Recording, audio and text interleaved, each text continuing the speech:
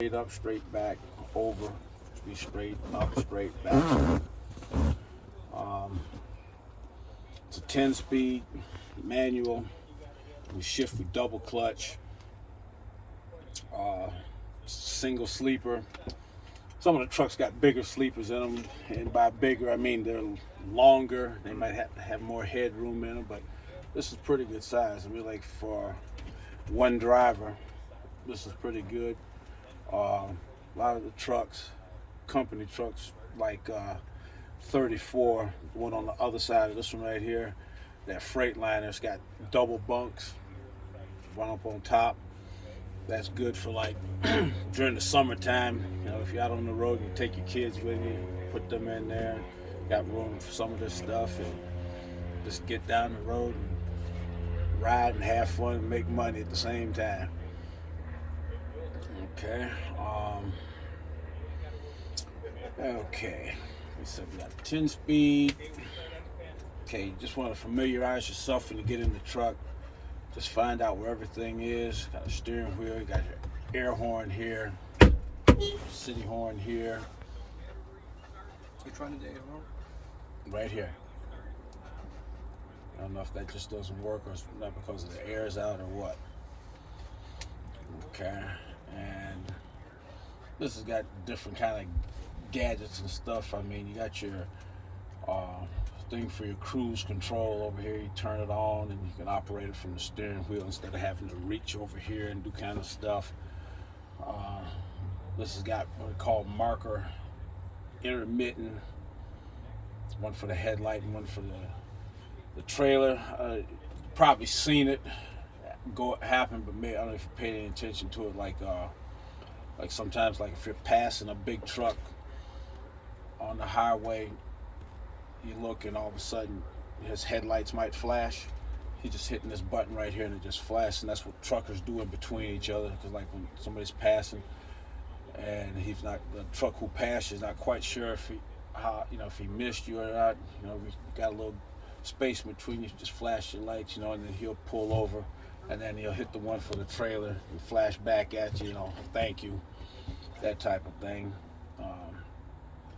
A lot of the stuff in here, same stuff that's in your car, might be in different places. I mean, like this is your blower for your heat, AC. These right here, your tractor brake and your trailer brake. All this is just the emergency brake, like in your car. It might, depending on what you drive, it might be over here on the pedal, or it might be the little thing you pull up. Same thing. Pull these out, it sets the brake. That car, you pull it up, it sets it. Press the button and release it. Push it forward. Push these forward, it releases. Let's see, we've got power of mirrors. This over here. The switches on. And on that side works. Let's see, got power door locks, radio, CD player. You can plug in your other devices. You can charge your phone. You got a lot of power outlets all over this place. One there, one here. There's some in the back. Thing for your CB. Let's see what else we got.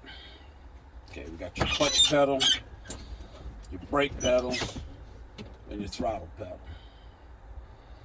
This gadget here, that was for, once upon a time, this was a company truck, and that's probably like where the thing hooked up for the ELD, the electronic logging device, would hook up.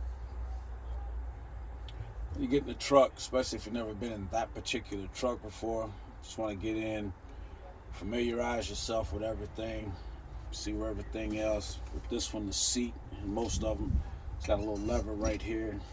Pull it to your left, and slide you forward and back. One of the trucks, it's got like a little black lever like that, and you pull straight up on it, and then it'll do the same thing. It's got a little knob on the side for the lumbar. You can let that back or pull it up. It's air suspended. I think that's probably about as high up as it goes. It goes down.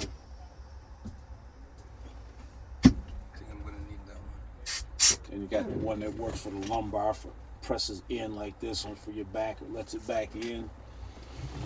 You want to get your seat set so you're comfortable, so you can see out over your hood. Get your mirror set, and you don't want to be too close or too far away. A little bit less than a 90-degree angle, so when you're pressing the clutch, you can do it comfortably, so you're not hurting yourself. But you want to be able to get it all the way to the floor. The only time you're going to push this clutch all the way to the floor is when you're first starting out or when you're coming to a complete stop. Because when you're shifting, we do what we call double clutching. Like you're in gear, get your RPM up, and push the clutch in, bring it to neutral, let the clutch out. As soon as it gets out, push it right back in, and then shift, and you only got to go about half to 3/4 of the way. Just enough clutch to say you used the clutch today. Because when you push it all the way to the floor, that's what we call burying the clutch. And that engages the clutch brake. And that will slow down the speed of the transmission. But when you engage that clutch brake, now the engine speed and the transmission speed ain't working together.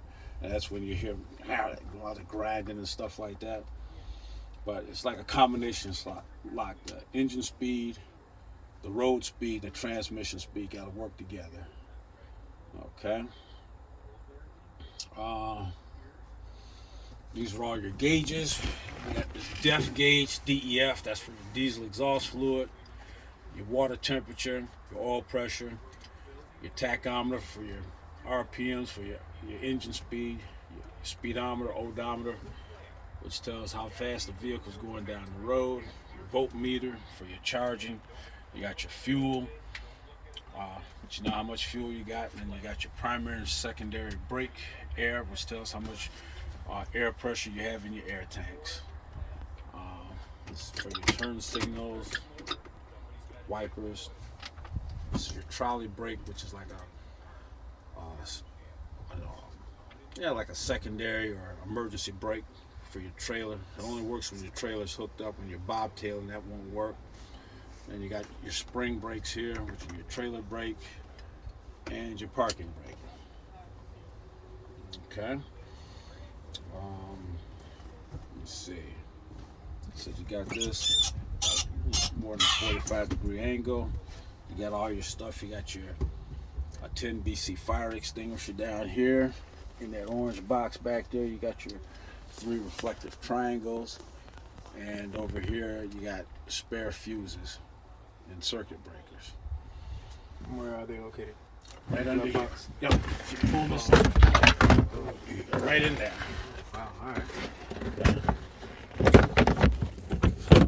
Oh, right in there.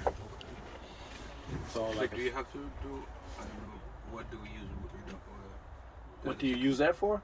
That's like if something's not working, like you got a bunch of lights out. Like you turn the lights on, and all of a sudden your trailer lights don't come on.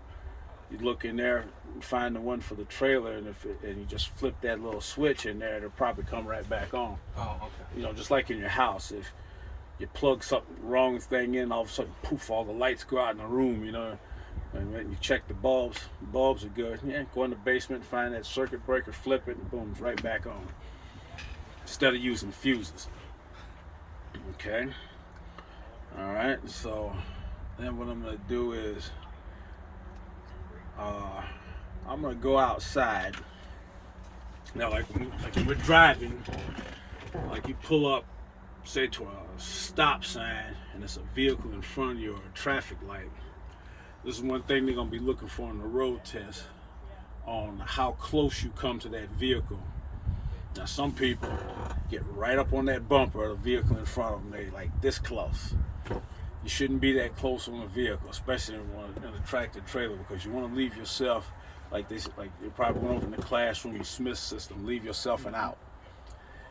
And what this is like, when you pull up and stop, if you leave yourself some space, if that car breaks down or whatever, vehicle, whatever it is, you got room to pull out to your left or to your right and go around them. You haven't got to sit there, and you don't dare want to try to back up, because there's probably somebody behind you that close. And if they're that close, with your mirrors properly adjusted, you won't be able to see them.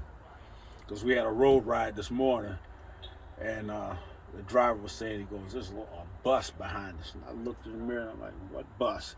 And he goes, "He's that close." And what it wasn't a bus, but it was like one of those little small. It was like a FedEx truck was there, you know, and he finally got up on the road, put in the 2 lanes. He got in the left lane and passed us. But a car can get that close to when you look in those mirrors, you won't even see him, and he's back there. But you always want to leave yourself some leeway to get out. How many? Like two cars? No, you don't have to be that far. At least one car far away from him. For the road test, they say as long as you're far enough back so that when the examiner is sitting over there, they can look down and see the bottoms of the tires in front. And what I'm going to do is, like, I'm going to have each one of you sit here in the driver's seat, and I'm going to stand right at the front of the hood, and I'm going to step back, and I want you to look at me, and when you can see both of my feet, blow the horn. And it's going to average out right around 15 to 16 feet. And that'll show you just how much room you should leave between yourself, and that'll give you plenty of room to pull out. And with that 15 feet, like when you start doing the parallel park, you're gonna back into what they call the box. The box is 12 feet wide. It's the length of the truck plus 15 feet. And that's where you parallel park into that.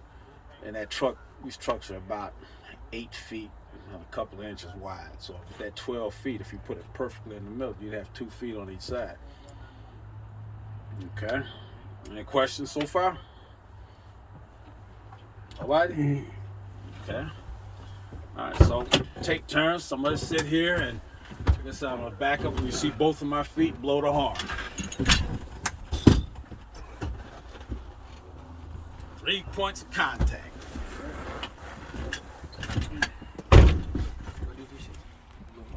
Oh, the horn when you see his feet. You see his both feet.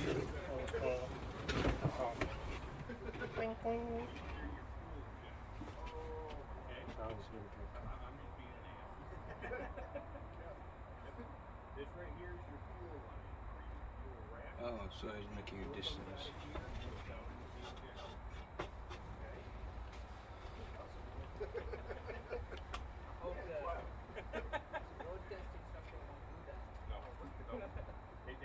They won't do it. It's just me and